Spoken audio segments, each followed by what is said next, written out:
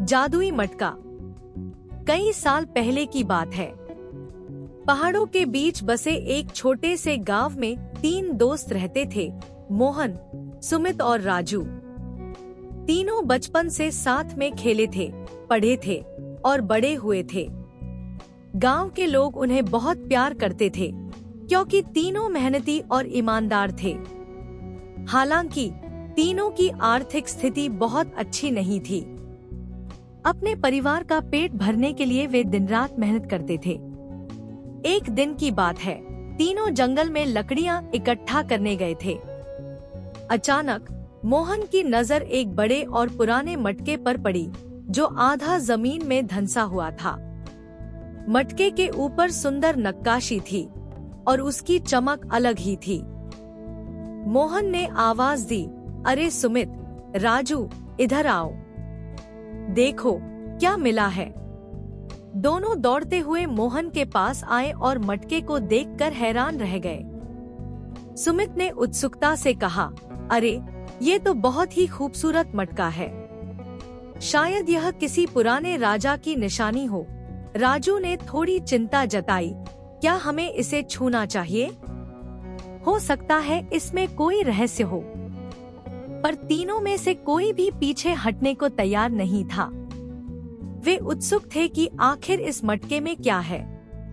मोहन ने धीरे से मटके का ढक्कन उठाया और जैसे ही उसने ढक्कन खोला, एक तेज रोशनी निकलने लगी। तीनों ने अपनी आंखें बंद कर ली।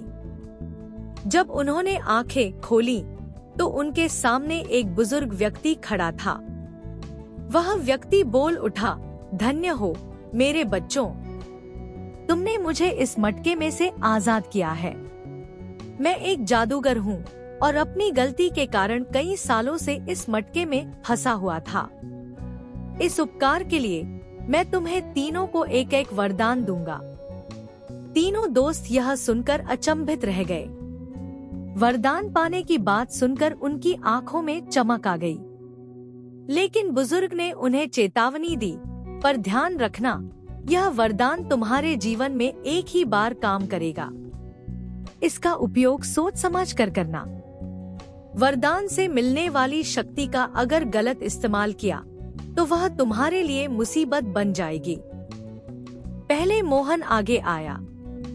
उसने बुजुर्ग से कहा, मुझे ऐसा वरदान दो कि मैं जो भी छूऊं वह सोना बन जाए। मेरे परिवार की बहुत तंगी है, मैं सोना बनाकर उन्हें सुखी रखना चाहता हूँ। बुजुर्ग ने अपनी छड़ी घुमाई और मोहन को वरदान दिया। मोहन खुश था। उसने एक पेड़ की टहनी को छूकर देखा, वह सोने में बदल गई। उसके चेहरे पर एक मुस्कान फैल गई। फिर सुमित ने कहा, मुझे ऐसा वरदान चाहिए कि मैं हर मुश्किल का हल आसानी से निकाल सकूं। लोग मुझे समझदार माने और मेरे पास सभी समस्याओं का हल हो। बुजुर्ग ने उसकी यह इच्छा भी पूरी कर दी। अब सुमित के दिमाग में असीमित ज्ञान था। वह हर सवाल का जवाब और हर समस्या का हल निकाल सकता था। अंत में राजू ने अपने वरदान की मांग की।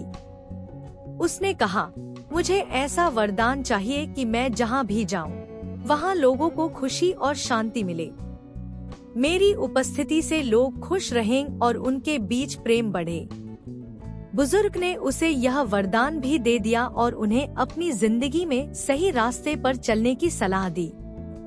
इसके बाद तीनों दोस्त अपने अपने वरदानों के साथ गांव लौटे। लेकिन धीरे धीरे उनकी जिंदगी में बदलाव आने लगा। मोहन ने सोचा था कि सोना बनाकर वह अपने परिवार को खुश रखेगा, लेकिन जल्द ही उसे एहसास हुआ कि हर चीज सोना बनने लगी, यहाँ तक कि खाना भी। भूख के मारे उसकी हालत खराब होने लगी। सुमित को भी अपनी असीमित समझदारी से पहले मजा आया, लेकिन धीरे धीरे लोग उसकी सलाह का गलत फायदा उठाने लगे। उसे लगा कि उसकी समझदारी का लोग मजाक बना रहे हैं और उसकी सलाह को गलत दिशा में लेकर जा रहे हैं। वहीं राजू का वरदान सचमुच एक आशीर्वाद बन गया। वह जहाँ भी जाता लोग खुशी से भर जाते। उसने कभी अपने वरदान का दुरुपयोग नहीं किया। उसके पास सब कुछ था, दोस्त, परिवार और एक संतोष से भरी जिंदगी।